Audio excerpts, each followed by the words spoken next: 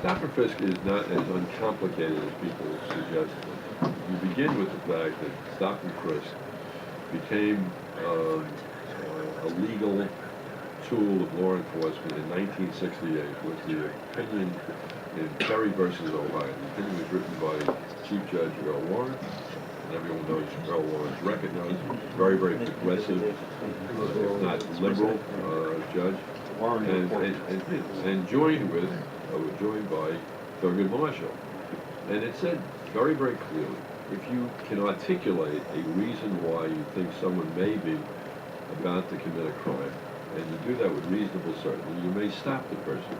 And then during the course of the conversation, if you believe and can articulate with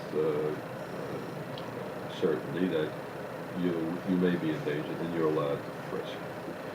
The problem has been is that there has not been the kind of controls that Ray Kelly put in from the beginning of this year. And stop and frisk has dropped dramatically. And it hasn't been eliminated. And so the concern out in the street of people who may carry guns is they know that there may be a reduction in stop and frisk, but it's there. And you run the risk of getting arrested with a gun, and you do 2 years in jail. There's been an awful lot of rhetoric around this issue. But if you look at it, with rare exception, all of the mayoral candidates have said the same thing. And it's a useful tool that's used appropriately. So, I believe that stop and frisk, if it's used within the bounds of the constitutional principles articulated in Perry against Ohio, it's a perfectly legitimate tool for law enforcement. And what not to be eliminated. Anything else controversial? Are they finding that people who have something that when they stop them, whether it's a gun or whether it's an arrest warrant? No, the fact is, my opponent, who's great at pandering, he may be the king of pandering, he said the DA's office could do something about the stop and frisk. We don't see stop and frisk for the most part, except in about 10% of the cases. Because in 90%, there's no consequences. Thank you. And when we do get them, our kids are very, very tough on probable cause. And, instead of all this talk about, what we're going to do about stop and frisk, I've been training cops in this county since 1999. I did that after the Amadou Diallo tragedy.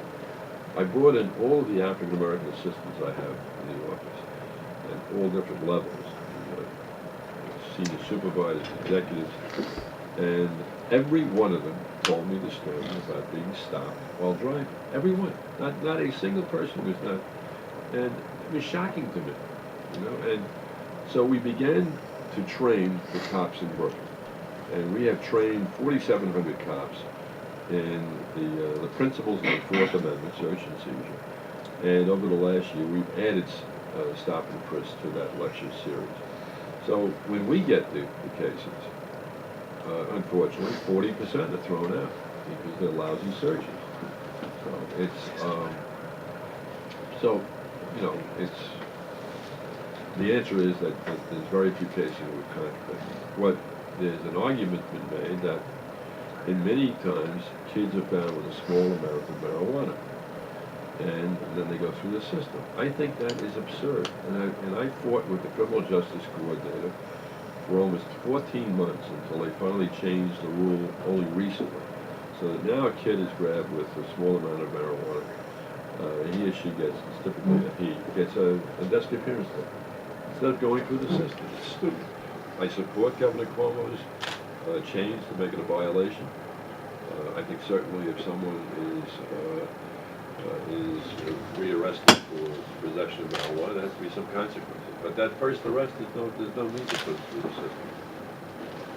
You've got to identify problems in your community by reporting every single crime, whether it's a felony, misdemeanor, or violation, because that's the way they assign patrol strength, based on the number of complaints in the precinct. That's a problem right there. It's not a function of your office, but it's the police, and you are working with them on the local level, obviously. Right.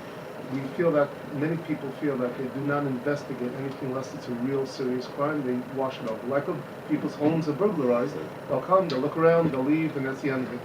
No real investigation. And if There's no any- follow-up. And if anybody What can we do comes, about that? and if anybody comes to me and tells me that's happening, what I do is immediately assign one of my senior executives, and we make damn sure that there's a report and an investigation. You sell drugs and you're not an addict, you go to jail. We don't negotiate. I don't want to hear about your early bedwetting. You're going to prison.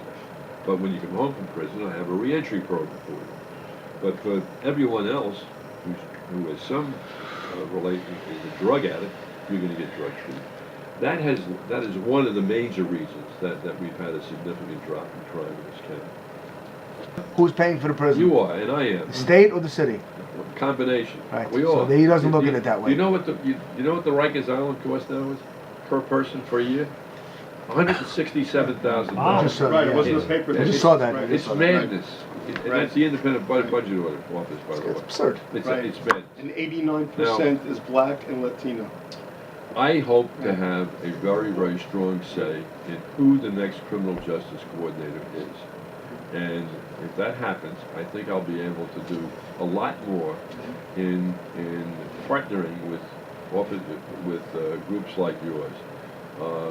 If you've got a kid in our place who is under the age of 16 and is busted and goes to jail, you know what the cost per child is today in juvie detention?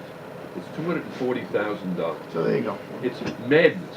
We're Absolute- trying. Yeah. We are trying. We're trying to stop a ocean with a piece of scotch tape. You're right, but, well, just hang on, January's coming. Many years ago. Complained to me that they have made it so difficult to make a living that you're almost forced to steal. And I said, you and I both know what the Ten Commandments are. You're not supposed to steal, period. And, you know, if you're so hard pressed, then do something else for a living. And with Yeah. the reports again, so if anybody feels they're not getting the proper police report due to Yeah. a crime committed, they could call your office? Absolutely. Call me Okay. directly, and I'll have my chief assistant look at it. Okay. Okay, I'd like to thank the